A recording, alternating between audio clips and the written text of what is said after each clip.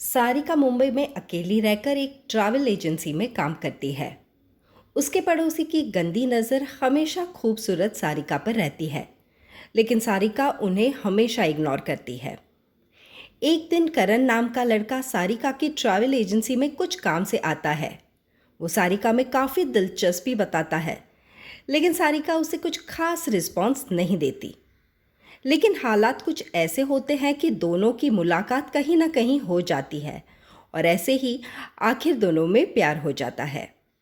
एक दिन करण सारिका को अपने एक दोस्त को उसके घर कुछ घंटे के लिए रहने भेजता है।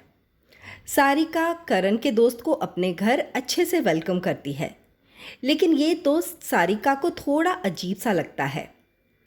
करण का ये दोस्त अपनी सूटकेस वहाँ छोड़कर कहीं चला जाता है और तभी सारिका को पता चलता है कि करण का ये दोस्त एक वांटेड क्रिमिनल था और ये पुलिस एनकाउंटर में मारा गया है।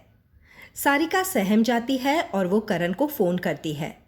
तब करण बताता है कि सारिका उसके दोस्त के सूटकेस को कहीं भी छोड़ आए। सारिका वो सूटकेस को ठिकाने लगाने घर से जा ही रही होती है कि अचानक पुलिस वहाँ पहुंचकर उसे गिरफ्तार कर लेती है। सारिका को जेल में डाला जाता है। सारिका को मिलने चुपके से करण जेल में आता है, तब बताता है कि सारिका उनके वकील से बात कर ले, लेकिन इन्वेस्टिगेशन के दौरान कहीं भी करण का नाम नहीं आना चाहिए, वरना उसका करियर बर्बाद हो जाएगा। वकील सारिका को समझाता है कि वो अपना गुनाह कबूल कर ले, क्योंकि सारिका का पास्ट रिकॉर्ड बिल्कुल साफ है, इसलिए जज साहब उसे वार्निंग देकर छोड़ देंगे।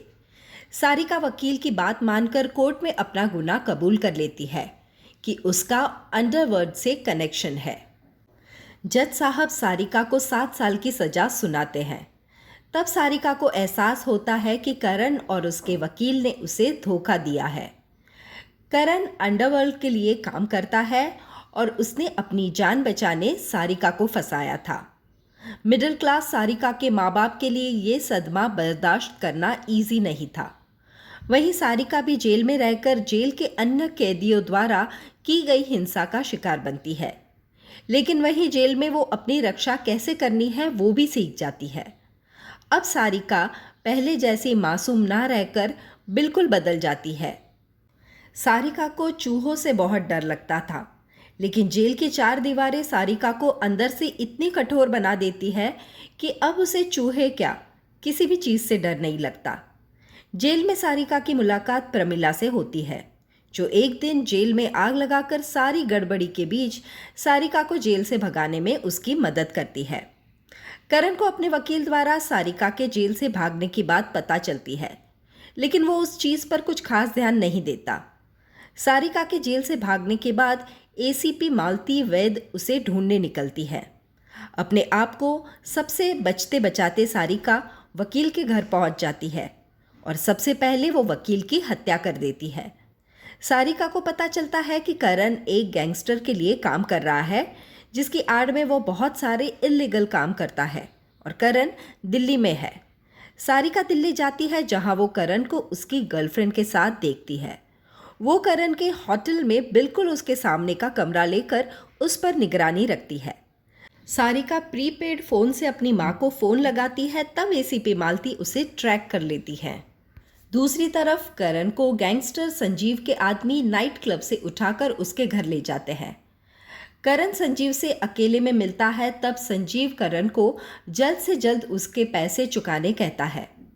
पैसे ना मिलने पर वो करण को जान से मारने की धमकी भी देता है और ये सारी बात सारिका छुपके से देख लेती है।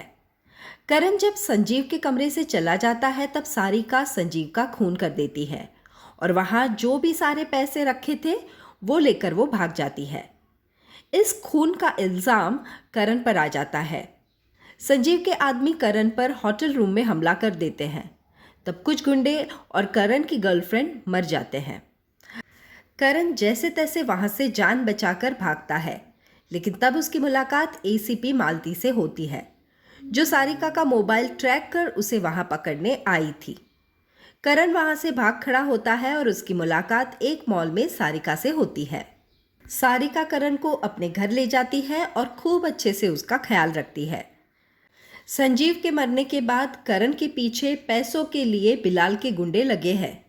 बिलाल संजीव का ही पार्टनर होता है।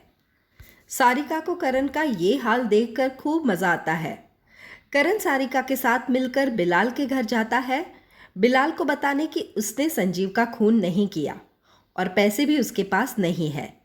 इसी दौरान बिलाल के आदमी करण पर हमला कर देते हैं और इसी हमले में बिलाल की जान चली जाती है। पुलिस बिलाल के घर उसी वक्त छापा मारती है, जहां सारिका तो भागने में कामयाब हो जाती है, लेकिन पुलिस करण को पकड़ लेती है। पुलिस इन्वेस्टिगेशन के दौरान करण को पता चलता है कि सारिका ने ही वकील का खून किया था और वो होटल में उसके सामने के कमरे में रहती थी। अब करण को पूरी बात समझ में आ जाती है और वो सारिका के घर जाकर उसे बहुत ही बुरी तरह से मारता है। वो सारिका से सारी सच्चाई बताने को कहता है।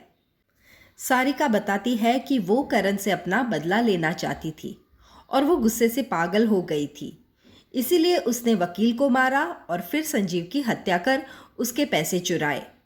करण सारिका को यही सारी बात संजीव के बड़े भाई नंदा से कहने के लिए उनके घर लेकर जाता है, लेकिन नंदा के सामने सारिका अपनी पूरी बात से पलट जाती है और वो कहती है कि संजीव का खून करण ने ही किया है और पैसे भी उसी के पास है। नंदा के आदमी करण पर हमला कर देते हैं, लेकिन वहीं पुलिस भी आ जाती है। इसी दौरान सारिका वहां से भाग जाती है। करण भी भागने में कामयाब होता है, लेकिन सारिका उसे पिस्तौल के दम पर अपने साथ जंगल में ले जाती है, जहां वो करण को मार कर बेहोश कर देती है। जब करण को होश आता है तब वो बेड़ियों में बंधा हुआ होता है। सारिका करण को बताती है कि वो जेल में हर दिन बस यही सोचती थी कि वो करण से कैसे बदला लेगी, और आज उसका बदला पूरा हुआ है।